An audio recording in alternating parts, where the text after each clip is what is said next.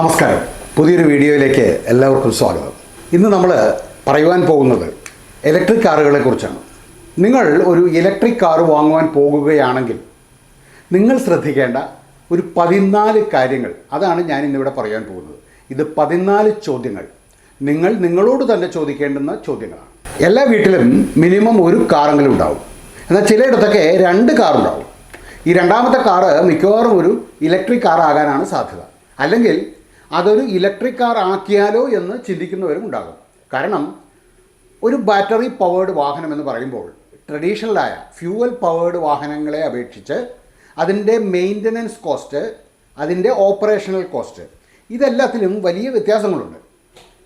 ഈ ഒരു സാഹചര്യത്തിൽ നിങ്ങൾ ഇലക്ട്രിക് വാഹനം വാങ്ങുവാൻ ഉദ്ദേശിക്കുന്നുണ്ടെങ്കിൽ നിങ്ങളോട് തന്നെ ചോദിക്കേണ്ടുന്ന ചില ചോദ്യങ്ങളുണ്ട്. ഞാൻ ആദ്യം പറഞ്ഞ 14 ചോദ്യങ്ങൾ, അതാണ് ഇവിടെ.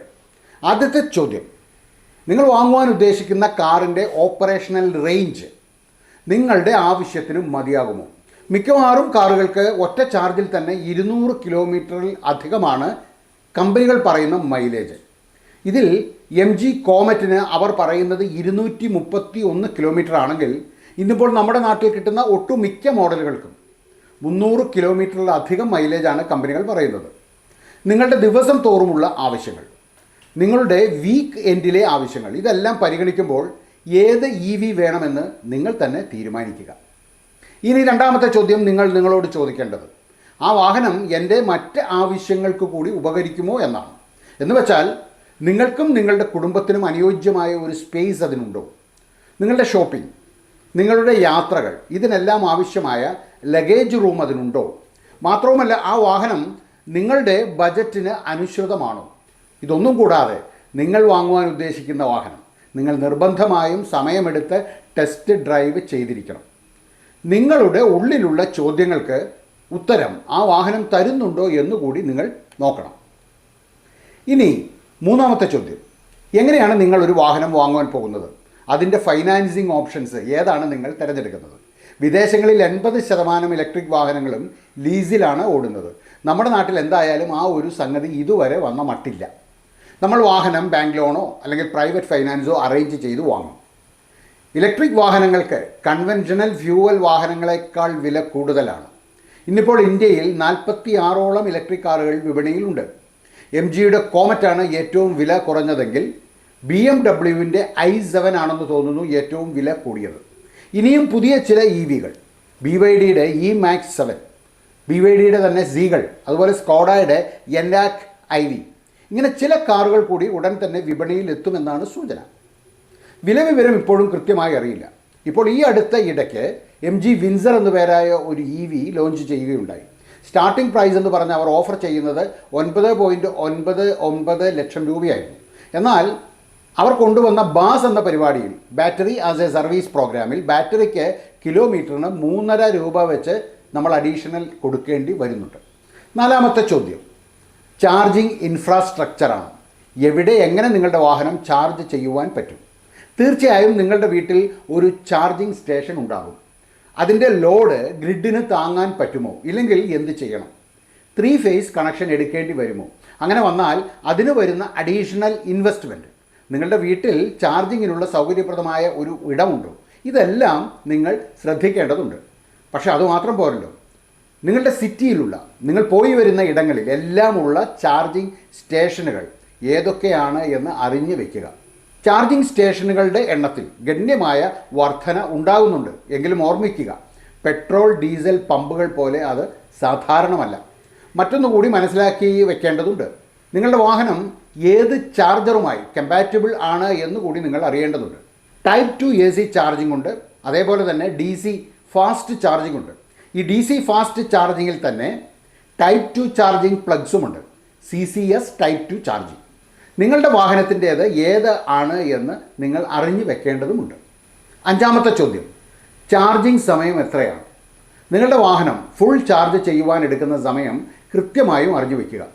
ഫാസ്റ്റ് ചാർജിംഗ് ഇപ്പോൾ വളരെ സാധാരണമായി കൊണ്ടിരിക്കുന്നുണ്ട്. എന്നാൽ സ്ഥിരമായും അങ്ങനെ ചെയ്യുന്നത് ശരിയല്ല എന്ന് കമ്പനികൾ പറയുന്നുണ്ട്. ആ ഒരു ഓപ്ഷൻ ഉണ്ടെങ്കിൽ വളരെ നല്ലതാണ്. എന്നാലും ഒരു ലോങ് ജേർണി പ്ലാൻ ചെയ്യുമ്പോൾ അത്യാവശ്യ ഘട്ടങ്ങളിൽ ചാർജ് ചെയ്യേണ്ടി വന്നാൽ അവിടെ നിങ്ങൾക്ക് നഷ്ടമായേക്കാവുന്ന സമയം എത്രയായിരിക്കും എന്നതിനെക്കുറിച്ച് വ്യക്തമായ ഒരു ബോധ്യം നിങ്ങൾക്ക് ഉണ്ടായിരിക്കുക. ഒരു പെട്രോൾ അല്ലെങ്കിൽ ഡീസൽ ടാങ്ക് ഫിൽ ചെയ്യുന്ന എളുപ്പത്തിൽ EV കാറുകൾ ചാർജ് ചെയ്യുക സാധ്യമല്ല. ഓർമ്മിക്കുക. ഇനി ആറാമത്തെ ചോദ്യം നിങ്ങളോട് തന്നെ ചോദിക്കേണ്ടത്, നിങ്ങളുടെ വാഹനത്തിൻ്റെ ബാറ്ററിയുടെ ലൈഫ് എത്രയുണ്ട്? ഓരോ വാഹനത്തിൻ്റെയും ബാറ്ററിയും വ്യത്യസ്തമാണ്, അതിൻ്റെ ലൈഫും വ്യത്യസ്തമാണ്. ഇലക്ട്രിക് കാറുകളുടെ ബാറ്ററി ലൈഫ് സ്പാൻ അത് ലിമിറ്റഡാണ്. അതുകൊണ്ട് തന്നെ അത് എത്രയെന്ന് കൃത്യമായിട്ടും അറിഞ്ഞിരിക്കുക. ഒരു റീപ്ലേസ്മെൻറ്റ് ആവശ്യമായി വന്നാൽ എത്രയാകും നമുക്കതിന് വരുന്ന ചിലവ്? ബാറ്ററിയുടെ വാറൻറ്റി പീരീഡ് എത്ര കാലമാണ്? Battery replacement and parts replacement ഇതിൻ്റെ വാറൻറ്റി എത്ര കാലമാണ്?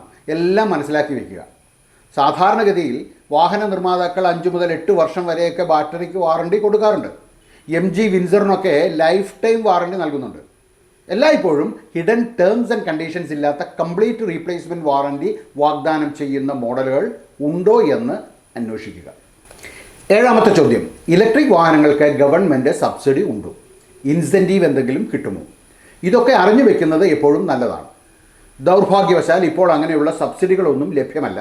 എന്നാൽ ഒരു ഇൻസെൻറ്റീവ് എന്ന നിലയിൽ ഇന്ത്യയിലെ പല സംസ്ഥാന സർക്കാരുകളും ഇലക്ട്രിക് വാഹനങ്ങളുടെ റോഡ് ടാക്സ് കുറച്ചിട്ടുണ്ട്. കേരളത്തിൽ ഇലക്ട്രിക് വാഹനങ്ങളുടെ നികുതി 5% മാത്രമാണ് എന്നുകൂടി നിങ്ങൾ അറിഞ്ഞിരിക്കുക. ഇതിൽ ഇലക്ട്രിക്കലി പവേർഡ് ഓട്ടോറിക്ഷാസ്, ഓട്ടോറിക്ഷാസ് വരില്ല. എട്ടാമത്തെ ചോദ്യം, നിങ്ങൾക്ക് പറ്റിയ ഇലക്ട്രിക് കാറുകളുടെ മോഡൽ ഇപ്പോൾ ലഭ്യമാണോ? ഞാൻ നേരത്തെ പറഞ്ഞു 46ഓളം മോഡലുകൾ ഇപ്പോൾ ഇന്ത്യയിൽ വിപണിയിൽ എത്തിയിട്ടുണ്ട്. കുഞ്ഞൻ MG കോമറ്റ് മുതൽ BMW i7 വരെ. ഇന്ത്യയിൽ ഇലക്ട്രിക് വാഹനങ്ങളുടെ മാർക്കറ്റ് വളരെ ത്വരിത വേഗതയിൽ ഇവോൾവ് ചെയ്യുന്ന ഒരു മാർക്കറ്റാണ്. Tata Nexon EV, Mahindra XUV 400 EV, Tata Punch EV, MG Windsor EV, MG ZS EV, MG Comet EV, Tata Curvv, Kia EV6, Hyundai Ioniq 5, Hyundai Kona EV, ഇങ്ങനെ നിരവധി വാഹനങ്ങൾ ഇപ്പോൾ മാർക്കറ്റിലുണ്ട്. ഒൻപതാമത്തെ ചോദ്യം, ഇലക്ട്രിക് വാഹനങ്ങളുടെ ഇൻഷുറൻസ് കോസ്റ്റ് കൂടുതലായിരിക്കുമെന്നാണ് ഉത്തരം. വാഹനങ്ങളുടെ വില മറ്റു വാഹനങ്ങളെ അപേക്ഷിച്ച് വളരെ കൂടുതലായതുകൊണ്ട് അവയുടെ IDVയും അഥവാ ഇൻഷൂർഡ് ഡിക്ലെയർഡ് വാല്യൂവും കൂടുതലായിരിക്കും. സ്വാഭാവികമായും ഇൻഷുറൻസ് പ്രീമിയവും കൂടുതലായിരിക്കും. അതുപോലെ തന്നെ ബാറ്ററിയുടെയും ഇലക്ട്രിക് മോട്ടോറിൻ്റെയും കൂടിയ റീപ്ലേസ്മെൻറ്റ് കോസ്റ്റും റിപ്പയർ കോസ്റ്റും ഇൻഷുറൻസ് പ്രീമിയം കൂട്ടുവാൻ സാധ്യത ഉണ്ട്. മറ്റൊന്ന്, ബാറ്ററി പോലെയുള്ള ഒരു പാർട്ടിന് സാധാരണ 50% ഡിപ്രീസിയേഷൻ ബാധകമായതുകൊണ്ട് നിൽ ഡിപ്രീസിയേഷൻ അല്ലെങ്കിൽ സീറോ ഡിപ്രീസിയേഷൻ, അതും അല്ലെങ്കിൽ ബമ്പർ ടു ബമ്പർ എന്ന് പറയുന്ന ആഡ് ഓൺ കൂടി ഇൻഷുറൻസിൽ ഉൾപ്പെടുത്തുവാൻ ശ്രദ്ധിക്കുക. ആ ആഡ് ഓൺ പ്രീമിയവും കൂടുതലാകാനാണ് സാധ്യത. മറ്റൊന്ന്, 5 വർഷം കഴിഞ്ഞാൽ ഈ ആഡ് ഓൺ പല കമ്പനികളും നൽകുന്നില്ലാത്തത് കൊണ്ട് തന്നെ അതിനുശേഷം ഉണ്ടാകുന്ന അപകടങ്ങളിൽ ബാറ്ററിക്കുണ്ടാകുന്ന നാശത്തിൻ്റെ നഷ്ടപരിഹാരം എപ്പോഴും 50% കുറയും. ഇപ്പോഴത്തെ ബാറ്ററിയുടെ ഉയർന്ന വില കണക്കാക്കുമ്പോൾ ഉപഭോക്താവിന് അത് വലിയ നഷ്ടം തന്നെ ഉണ്ടാക്കിയേക്കാം. ഇനി 10ാമത്തെ ചോദ്യം, നിങ്ങളുടെ ഇലക്ട്രിക് കാറിൻ്റെ സർവീസ് നെറ്റ്വർക്ക് എത്രമാത്രം വലുതാണ്? ഇലക്ട്രിക് വാഹനങ്ങളുടെ മാർക്കറ്റ് വളരുന്നുണ്ട്, എന്നാൽ സർവീസ് നെറ്റ്വർക്ക് അതേപോലെ വളരുന്നില്ല. റിലയബിൾ ആയിട്ടുള്ള സർവീസ് നെറ്റ്വർക്ക് നിങ്ങളുടെ ഇലക്ട്രിക് കാറിൻ്റെ ബ്രാൻഡിന് ഉണ്ട് എന്നുകൂടി നിങ്ങൾ ഉറപ്പുവരുത്തേണ്ടതുണ്ട്. നിങ്ങളുടെ വീടിനടുത്ത് അങ്ങനെ ഒന്നുണ്ട് എന്നുകൂടി നിങ്ങൾ ഉറപ്പുവരുത്തുക.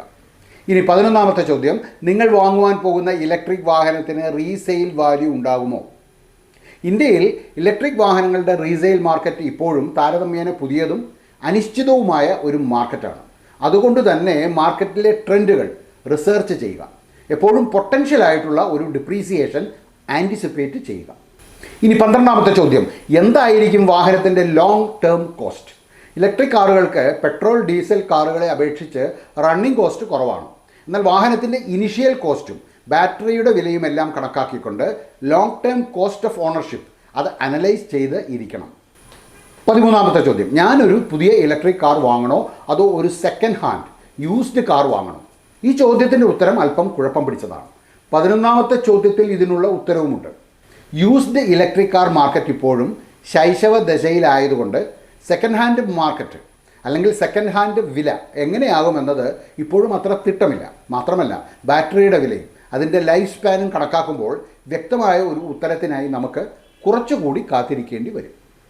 ഇനി 14ാമത്തെയും അവസാനത്തെയുമായ ചോദ്യം, സത്യത്തിൽ ഇതായിരിക്കണം ആദ്യത്തെ ചോദ്യം. പക്ഷേ ഈ ചോദ്യം ആദ്യം ചോദിച്ചാൽ അതൊരു പക്ഷേ ഒരു EV വാങ്ങുവാനുള്ള നിങ്ങളുടെ ഉത്സാഹത്തെ കെടുത്തിയേക്കുമോ എന്നതുകൊണ്ടാണ് ഞാൻ ഈ ചോദ്യം അവസാനമാക്കിയത്. നിങ്ങൾ സ്വയം ചോദിക്കേണ്ട ചോദ്യം ഒരു EV നിങ്ങൾക്ക് അഫോർഡ് ചെയ്യുവാൻ പറ്റുമോ എന്നാണ്. ഉത്തരം നിങ്ങൾ തന്നെ സ്വയം കണ്ടുപിടിക്കുക. നമുക്കറിയാം, ഇലക്ട്രിക് വാഹനങ്ങൾ എൻവയോൺമെൻറ്റ് ഫ്രണ്ട്ലി ആണ്, എന്നാൽ പോക്കറ്റ് ഫ്രണ്ട്ലി അല്ല. ഈ ഒരു ആക്ഷേപം പരക്കെയുണ്ട്. ഐസ് അഥവാ ഇൻറ്റേർണൽ കമ്പസ്റ്റൻ എഞ്ചിനേക്കാൾ ഇലക്ട്രിക് വാഹനങ്ങളിലെ ബാറ്ററിയുടെ വില ഇമ്പോർട്ട് ചെയ്യുന്നത് കൊണ്ടാകാം വളരെ കൂടുതലായിരിക്കുന്നത്.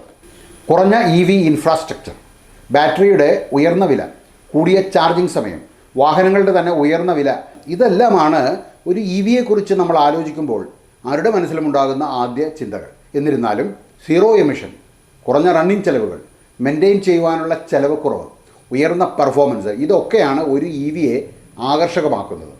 ഇതെല്ലാം മനസ്സിൽ വെച്ചുകൊണ്ടായിരിക്കണം നിങ്ങൾ ഒരു തീരുമാനം എടുക്കേണ്ടത്. ഈ വീഡിയോ ഇവിടെ പൂർണ്ണമാകുന്നു. നിങ്ങൾക്ക് ഈ വീഡിയോ ഇഷ്ടമായിട്ടുണ്ടെങ്കിൽ മറ്റുള്ളവർക്ക് കൂടി ഒന്ന് ഷെയർ ചെയ്ത് കൊടുക്കുക. എല്ലാവർക്കും നല്ലൊരു ദിവസം ആശംസിക്കുന്നു. നന്ദി, നമസ്കാരം.